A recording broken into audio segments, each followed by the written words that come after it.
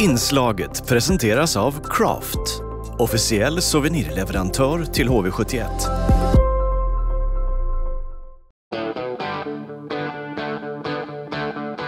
HV-TV presenteras av Invid, Intersport och Nybergs bil. Top of the circles, forwards. Before the whistle, you guys are just going around so that we get a random first forward back. Okay, could be, doesn't have to be the centerman, could be a winger. Okay. This week we had some themes that we were focusing on, building offense off the rush.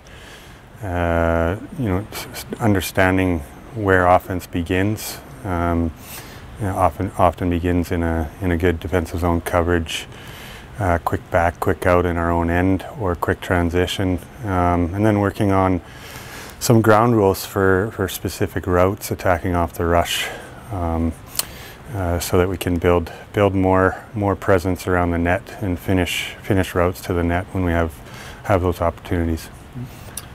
You've been talking to the group in the locker room, and you've been talking about the offensive play. Can you tell us something about what you have been talking about? Yeah, I think, like I said, the common theme when we watch a game or for any team, offense starts with checking, and if you don't check, you're going to chase the puck, and you're going to waste energy chasing the puck. So you have to, although sometimes players want to think about offense, and I'm not saying that those guys are doing that, but we gotta check to be on offense more, and that includes when we get back in our own end, everybody gets back quick as a unit, and then we can come out quicker as a unit, and we have more support. So offense really starts with breakouts from our own end. That's where it really starts. The successful entries you can always see comes after a really clean breakout with lots of support. Same thing in the neutral zone. Good offense always starts with a quick transition where forwards get into their positions quick. D move the puck up the ice quick, and you can catch teams off guard. If you give them a little more time, they can set up in their defensive structure, and then it becomes harder to maintain speed through the neutral zone. So yeah, it's really, you got to check hard, and offense starts with breaking the puck out, not just entering the offensive zone. So. And you've been working with some guys individual as well.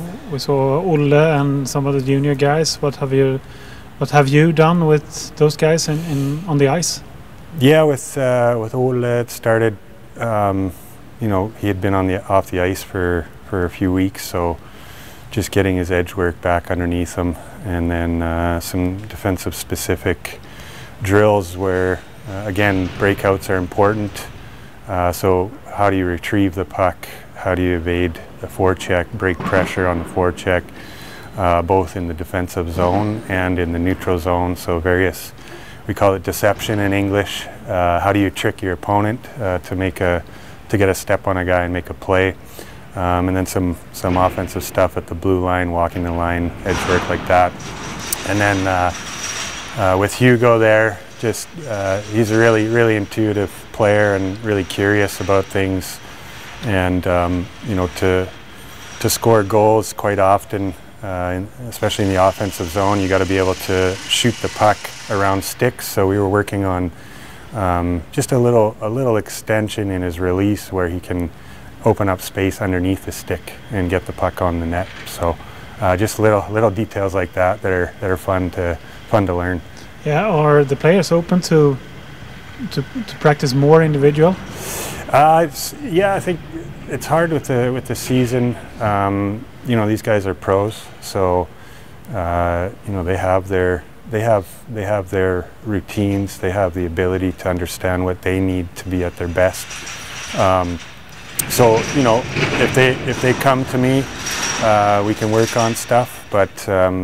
They know what they need, and we can do some specific work just a little bit if needed. I'll be there. So yeah. But in your role as a skills coach, yeah. Have you found your way to coach the players now when you have been here for a couple of months? Yeah. I mean, it's with players at this level, as long as they believe that you're not full of it, and you're not wasting words, and what you're showing actually has value, then it usually goes pretty well. So you have to be on it with guys at this level, and things have to make sense, that it brings value to their game. And then there's also some little things that that they already have in their toolbox that they can refine and just maintain that ability with some more repetitions. But yeah, you have to bring value at this level, or else you're wasting words. So. One more day for this practice week. We saw some tough skating in the last minutes here of this practice. Kris, what can we expect from the finish day of this week? Yeah, that was a tough bag skate at the end there. Continuing on, again, I think all the drills have been a lot of skating, a lot of repetitions, a lot going on. Some of them are mine, and the guys are joking that there's a lot going on, which there is. So some more of that, and continue to build off of our themes for the week, and continue to push the pace and challenge our conditioning tomorrow. Finish the week off at a high.